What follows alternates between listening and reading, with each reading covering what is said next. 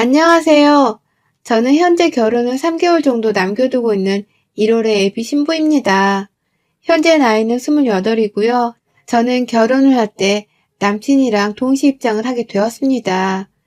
제게는 함께 팔짱을 끼고 결혼식장에 들어서줄 아빠가 안 계시기 때문입니다. 저 중학교 때 두 분 다 사고로 한꺼번에 돌아가셨고, 그러는 바람에 전 할머니, 할아버지 손에서 남은 사춘기를 보내고 성인이 될 때까지 컸어요. 갑작스러운 부모님과의 이별을 받아들이느라고 정신적으로 많이 힘들고, 그래서 공부를 손에 놓고서 한동안 방황을 하며 보낸 시절도 분명 있었어요. 하지만 저희 부모님만큼이나 저를 불쌍히 여기고서는 친자식처럼 키워주려고 하신 할머니, 할아버지 덕분에 부족함 없이 자랄 수 있었습니다. 제게는 부모의 빈자리가 느껴지지 않는다고 생각될 정도로 정말 지극정성으로 저를 키워주셨고, 제게는 친아버지, 그리고 친어머니나 다름이 없는 두 분이셨어요. 제게는 정말 감사한 분들이시고, 또 평생 갚지 못할 은혜를 입게 만든 분들이셨죠. 하지만 저 대학 졸업하던 그 해에 할머니가 돌아가셨고, 얼마 전 한참 결혼을 하겠다고 할아버지한테 남자친구를 소개시켜주고 신나게 서로를 알아가던 그쯤 할아버지가 갑작스럽게 돌아가셨습니다. 이제 저를 다 키워놓았다고 생각을 하신 건지 할아버지는 정말 편안하게 주무시다가 세상을 뜨셨어요. 이제는 저 혼자서 살아도 씩씩하게 잘 이겨내며 살 수 있겠거니 생각을 하신 건지 정말 제가 완전히 독립을 앞둔 그때에 그리 세상을 떠나신 것이었죠. 부모님이 돌아가셨을 때는 어릴 적이어서 그런지 당시의 슬픔이 막 크게 느껴지지 못했는데 할아버지까지 돌아가시고 나니까 이제 정말 이 세상에 나 혼자 남은 고아나 다름이 없다는 생각에 속에서 막 흐느낌이 밀려 올라오더라고요. 자식을 대신해서 손녀딸을 키워준 조부모님의 마음도 너무나 잘 알 것 같고 또 그 마음에 감사드려 한동안은 내내 울기만 했습니다. 내가 더 빨리 자리를 잡고서 여행도 보내드리고 자식도 다 안겨드리고 싶었는데 이렇게 허무하게 떠나시니 그 아쉬움도 너무 컸습니다. 여러모로 결혼 준비를 하면서 바쁘게 보내다가 맞이한 가족과의 이별이었기 때문에 한동안은 넋을 놓고서 살았네요. 겨우 남친이 옆에서 저를 잡아줘서 버티며 결혼을 더 준비해 나갔습니다. 그러다가 할아버지가 제 앞으로 집과 재산을 좀 남겨주고 가셨다는 것을 알게 되었어요. 저 혼자 남자친구의 도움을 받아가면서 장례식을 치렀는데 그 후에 신경 쓸 것이 좀 줄어들고 나니 제게 남겨진 재산이 눈에 들어왔죠. 할아버지는 살아생전에 부동산 업쪽에서 일을 쭉 하셨고 저한테는 아낌없이 돈을 써주셨지만 스스로는 워낙 검소하게 사신 분이셨거든요. 그래서 살고 계시던 할아버지 집 말고는 남겨질 유산이라는 건 애초에 있지도 않을 것이라고 생각을 했었습니다. 그런데도 사시던 아파트 값에 모아놓으신 돈, 그리고 고향 땅에 있는 땅 조금까지 포함을 해서 제게 남겨진 돈이 무려 25억 6천만 원 정도였습니다. 절대로 제가 혼자서 취업을 한 후 버는 월급으로는 평생 저축을 해도 모을 수가 없는 큰 액수였고요. 왜 살아생전 이 돈에 대해서 말씀을 해주지 않으셨나 싶어서 깜짝 놀랐습니다. 돈이 이렇게 있으면 스스로 옷이라도 한 벌 더 좋은 걸로 사 입어보시고 여행도 더 열심히 다니시면서 인생을 즐기셨으면 좋았을 텐데 부모 잃은 손녀딸이 불쌍해서는 손녀딸한테만 아낌없이 퍼주며 사셨구나 싶어서 더욱 쓰라림의 눈물이 밀려왔죠. 그렇게 저는 할아버지 그리고 할머니가 남겨주신 돈을 소중하게 받았어요. 일전에 저희 부모님이 돌아가시면서 받은 사망보험금의 집 명의까지 다 할아버지를 거쳐서 제 명의로 이미 와 있는 상태였거든요. 그런데 여기에 또 유산을 받게 되면서 저는 세상에 혼자 남겨진 고아가 된 대신에 금전적으로는 아쉽지가 않은 처지가 되었어요. 아이러니한 이 상황을 즐길 수도 없었고 또 기뻐라만 할 수도 없었습니다. 나 키워주다 돌아가신 분들의 소중한 유산이었기에 절대로 이 돈을 허투루 쓰기도 싫고 그럴 마음도 없었어요. 나 잘 살아갈 거고 또 좋은 곳에다가 쓰면서 베풀고 살 거라는 걸 하늘에 있는 가족들한테 보여주면서 살고 싶은 마음뿐이었습니다. 그러는 동시에 제 결혼에 대해서 다시 말씀을 드리자면 그 당시 저랑 결혼을 준비하던 남자친구의 경우 모아놓은 돈이 겨우 2천만 원에 불과했어요. 다만 군대 다녀오고 남자가 취업 준비를 오래 하다가 사회생활을 늦게 시작한 것을 생각하면 서른이 그 나이에 그 정도 돈을 모아놓은 건 절대로 적지 않은 것이라고 생각을 했습니다.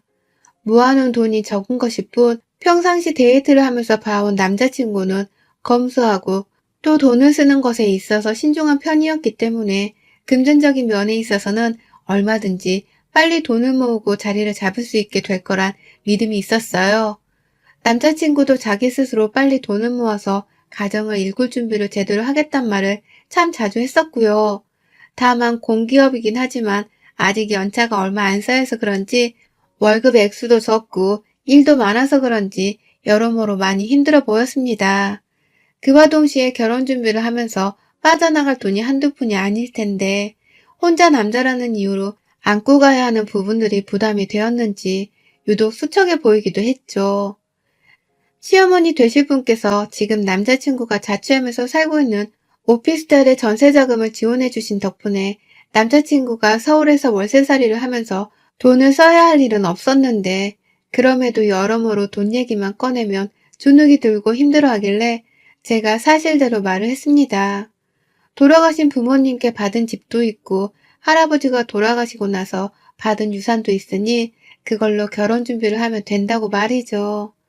너무 부담스러워하지 말고 그냥 하고 있는 일을 열심히 하면서 월급을 모을 생각만 하라고 말입니다. 신혼집은 돌아가신 부모님이나 할아버지 집에 차려도 좋지만 돌아가신 분들의 집에 차리는 게 안 좋아 보일 수도 있으니 그 집을 팔고 새로운 집을 구해서 살면 되는 거라며 남친에게도 여러 차례 일러두었고요. 그러자 남친도 무척 반가워하더라고요.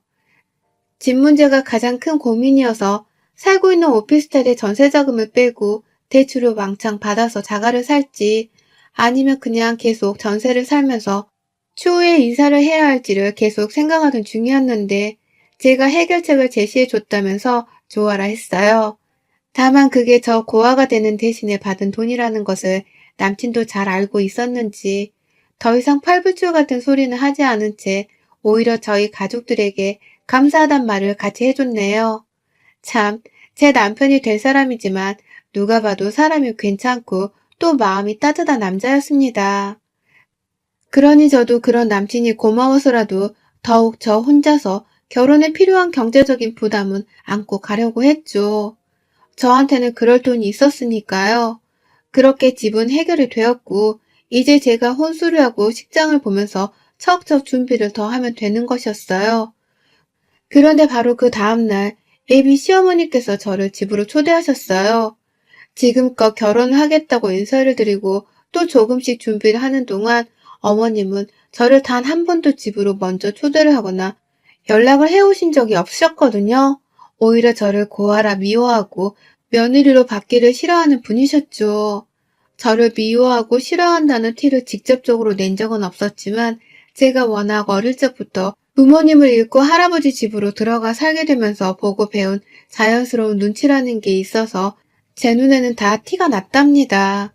내가 딱 봐도 부모가 없다는 것에서 이미 마음에 안 들었는데 연애를 하는 도중에 할아버지까지 돌아가셔서 남친이 저를 도와 장례식장에서 상을 치를 때 어머님은 주변 사람들이 다 떠나가는가 보구나. 팔자도 참 기구하다 너.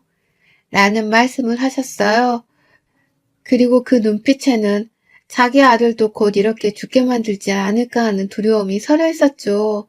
저도 그 눈빛을 너무 적나라히 읽는 바람에 어머니와 저는 눈을 마주볼 수 없었고요. 저에 대해서 그런 마음을 충분히 가질만도 싶었던 나머지 어느 누구에게도 힘들다는 하소연을 해보지 못했습니다.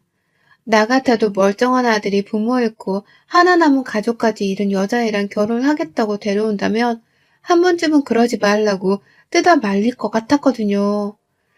그러니 최대한 예비 시부모님이 나를 더 미워하시게 만드는 일만 없게 하자는 마음으로 가만히만 있으려 했어요.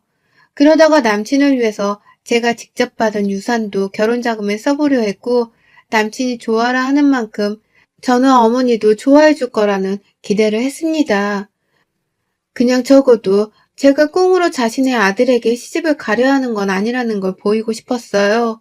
저도 고아이고 부족한 것이 너무 많지만 열심히 살아서 좋은 대학 나오고 좋은 직장에 들어갔고 또 그래서 좋은 남친 만나서 제게로 귀하게 장가오게 하겠다는 마음이 컸습니다.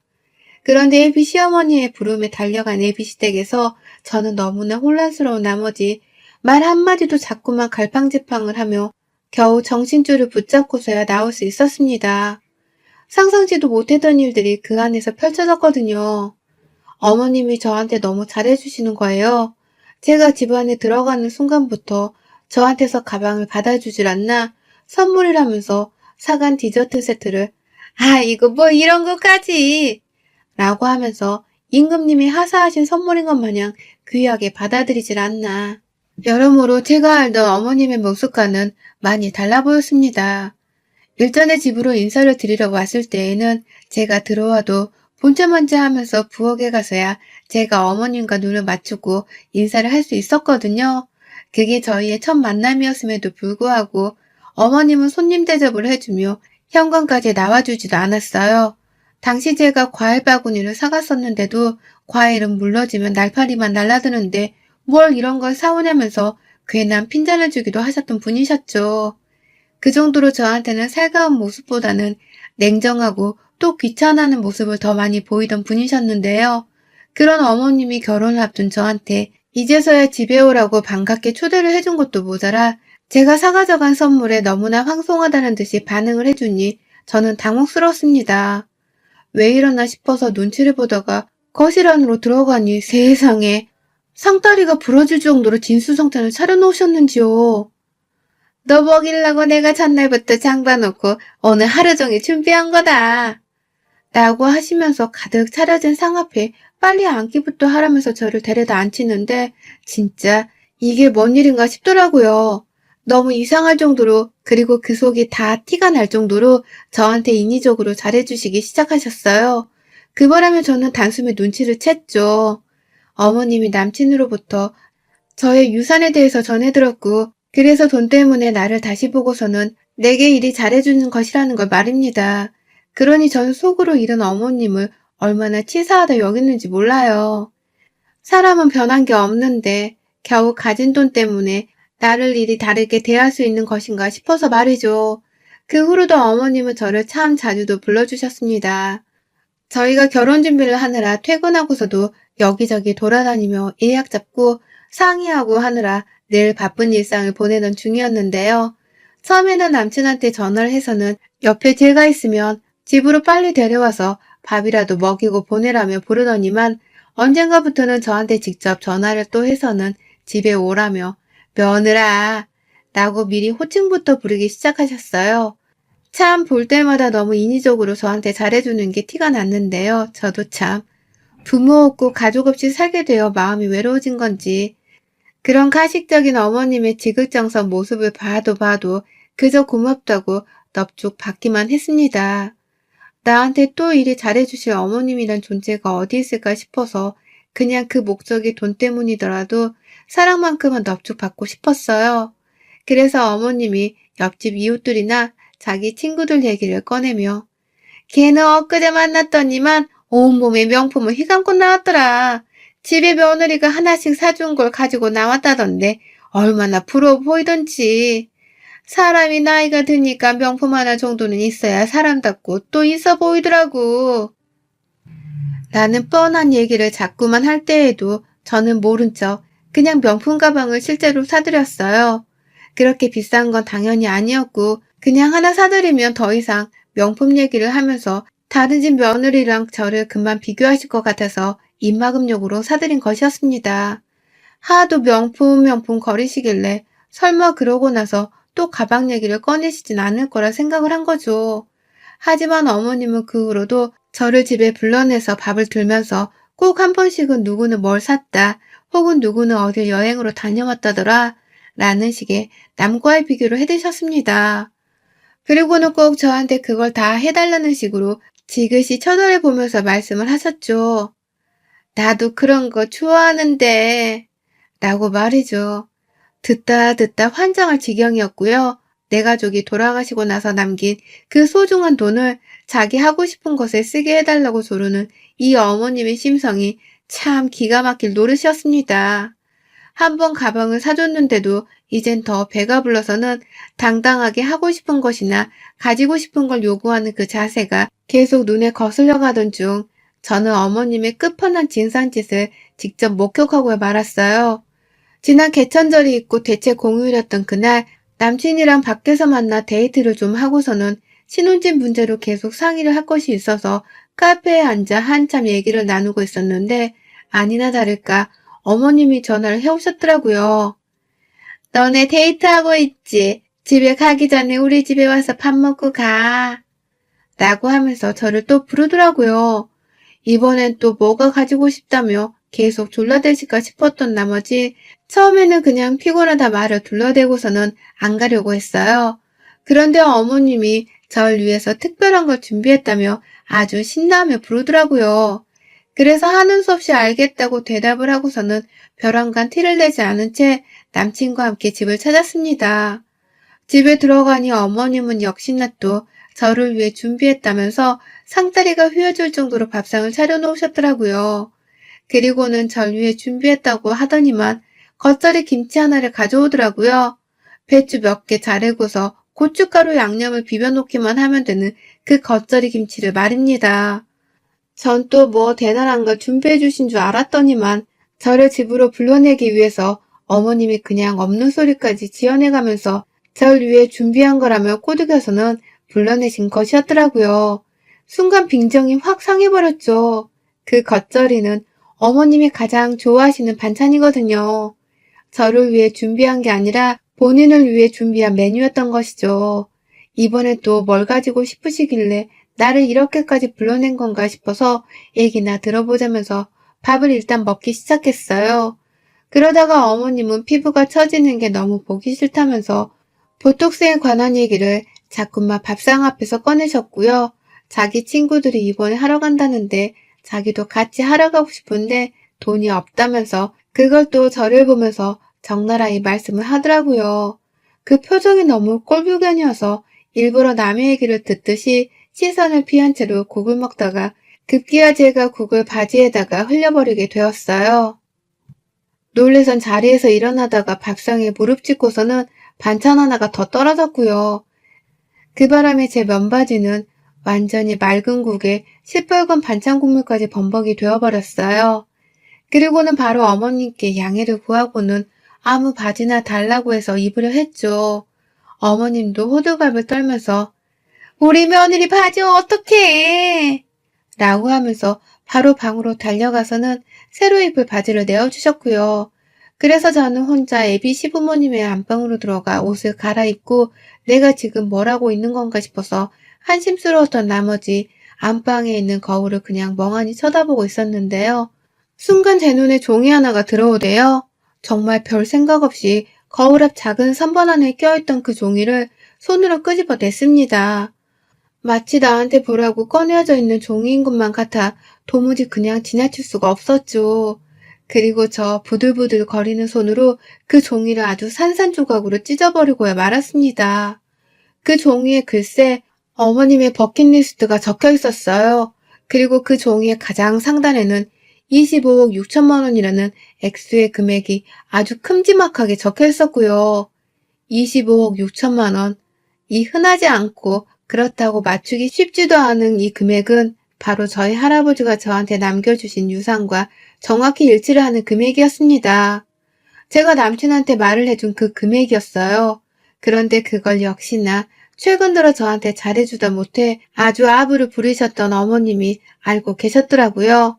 그리고 그 금액을 종이에다가 적어놓고서 내 돈임에도 불구하고 자기의 버킷리스트를 하는 데에 쓰겠다면서 요목조목 돈 들어가는 일들을 하나씩 적어 놓으셨더라고요. 세계 여행을 하는 건 당연했고요. 저조차도 한번 가본 적 없는 몰디브부터 시작해서 괌, 피지 등 신혼여행지라고 불리는 휴양지는 죄다 적혀 있었고 각종 브랜드 가방의 이름과 색상 그리고 사이즈까지도 아주 세세하게 적혀 있었습니다. 그 중에는 가지고 싶다고 하도 말씀을 해서 제가 사드렸던 그 가방도 적혀 있었어요. 그리고는 그 가방 위에는 목적을 달성했다는 것을 증명하듯이 새빨간 매직으로 일직선이 그어져 있었고요. 저는 우리 부모님과 할아버지한테서 받은 이 돈이 너무 아깝고 차라리 돈 말고 가족들이 다시 살아나서 내 품으로 와주셨으면 하는 생각에 오히려 원망스러울 때도 많았는데 그 귀하고도 쓰기 힘든 그 돈을 시어머니는 혼자서 자기 사리사욕을 채우는 데 쓰려고 오만 준비를 다 해놓으셨더라고요. 저조차 처음 들어보는 명품들의 다이아몬드 반지랑 목걸이 세트도 하나 있었고 그 돈 모자라 하나 있는 지 딸 결혼식에 쓸 돈까지 저한테 부탁을 하려고 하는 건지 서희 결혼자금이란 목록까지도 적혀 있었답니다. 대충 옆에는 금액까지 생각을 미리 하신 건지 3천에서 4천 정도라는 글자가 새빨간 펜으로 적혀 있었고요. 이쯤 되니 시어머니가 너무 무섭더군요. 나를 며느리로 보는 게 아니라 그냥 이 집 구석에 마지막 남은 돈줄, 동아줄 정도로만 생각을 하시나 보다 싶었습니다. 당연히 만정이 다 떨어졌고 더는 시어머니를 마주보고 싶지가 않았어요. 그렇다고 내 남친하고는 헤어지는 게 죽기보다도 싫었고요. 산산조각으로 찢어버린 종이를 모아서는 그걸 들고 거실로 나가 바로 남친에게 종이 쪼가리들을 던졌어요. 이게 다 뭐야? 내 유산으로 뭔 짓을 하려 한 거야? 라고 하면서 시어머니가 아닌 남친에게 쓰레기 같은 놈이라는 욕을 내뱉으면서 온 책임을 물었습니다. 설마 어머님이 이런 거 쓰셨을 리가 없다는 자세로 남친에게 애꿎은 화를 내면서 어떻게 우리 가족 죽고 나서 받은 유산으로 이딴 거 살 생각을 해? 네가 사람 새끼야? 라고 하면서 마구 욕을 날렸어요. 밥도 더는 못 먹겠고 이 결혼도 도저히 믿음직스럽지 못해서 못하겠다고 하며 말이죠. 그러자 남친은 이 종이가 도대체 뭐냐면서 저를 말리는 와중에 찢어진 종이 조각들을 맞추려고 했고요. 종이를 딱 절반 가까이만 맞춰보다가 눈치를 챈 건지 하는 탄식을 하대요. 그리고는 바로 제가 아닌 자기의 엄마를 째려봤습니다. 이런 목록이 적혀있는 줄은 남친도 몰랐던 건지 엄마, 이게 다 뭐야? 남의 돈으로 찌질하게 이게 뭐 하는 짓이야? 몰디브, 루이비, 진짜 엄마 나 쪽팔려 죽는 거 보고 싶어서 이래? 라고 하면서 급기야 어머니께 괴성을 지르더라고요. 이게 어떤 돈인데 이걸로 명품을 사재끼겠다는 생각을 했냐며 말이죠. 자기도 집 해준다고 하는 거 고마워하면서 눈치 보고 있었는데 엄마가 왜 우리 사이에 회방을 놓냐며 막 화를 내다가 다시 저한테는 미안하다고 자신은 전혀 모르는 일이었다면서 열심히 사과를 했어요. 그리고는 저는 그저 인정사정 없이 끝까지 연기를 하면서 남친한테만 화를 냈죠. 네가 뭔데 남의 유산으로 지출 리스트를 만들어? 거지 새끼도 이러지는 않는다. 남의 돈 가져다가 왜 네 하고 싶은 걸 하겠다 생각한 거냐고. 이게 네 돈 같아? 내가 남편 해주고 가족 행세 해주니까 내가 벌써 네 가족이고 내 돈이 벌써 네 돈인 줄 알지? 나 이 결혼 못해. 사기꾼 같은 너랑은 더럽고 불결해서 이 결혼 못해. 라고 하며 시어머니를 한번 쓱 째려보고는 집을 박차고 나왔어요. 그러니 어머님은 아이고 며느라 라고 하면서 저를 또 며느리라 부르며 버선발로 절 따라 뛰쳐나오셨고 뒤에서 남친이랑 시아버지까지 우르르 저를 붙잡겠다고 뛰쳐나오셨는데요. 제가 누구한테 자꾸 며느리라고 하시는 거예요? 제가 왜 벌써 아줌마 며느리예요? 라고 윽박을 질렀어요. 그러자 어머님은 그 자리에서 아줌마 소리가 퍽 충격이었는지 딱 일시정지를 하셨고 급기야 남친은 엄만 좀 들어가 있어. 불난 집에 부채질 그만하고. 라면서 시어머니를 집 안으로 도로 밀쳐버리는 바람에 시어머니는 정말 종이 한 장이 바람에 흩날리듯 제 눈앞에서 사라졌어요. 그리고 남친은 놀면서 저를 내내 따라왔고 자기는 몰랐는데 엄마가 그런 생각을 한 것에 대해서는 미안하다며 다시는 제 돈에 그딴 흑심을 품지 않게 만들겠다며 애원을 하더라고요. 이렇게 애원을 하니까 한 번만 용서를 해주라면서 말이죠. 저는 그 말에 당연히 남친을 믿었지만 그럼에도 그냥 머리가 너무 지끈거리니 다음에 얘기를 하자 하고서는 도망치듯 집으로 왔습니다.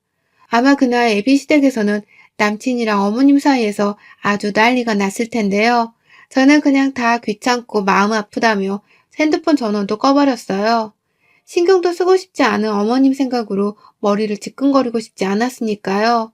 그리고 저 바로 어제 시어머니로부터 명품백을 환불받았답니다. 시어머니가 남편 손에 이끌려서는 저희 집에 찾아오셨어요. 저한테서 받아갔던 그 명품백을 종이백까지 고이 가지고서는 환불해달라면서 도로 가져왔더라고요. 그러면서 자기가 잠시 돈에 눈이 멀어서 그런 목록을 적어 놓은 거고 절대로 자기 아들은 잘못한 것이 없으니 용서를 해달라며 비는데 솔직히 순간 마음이 흔들리긴 했습니다.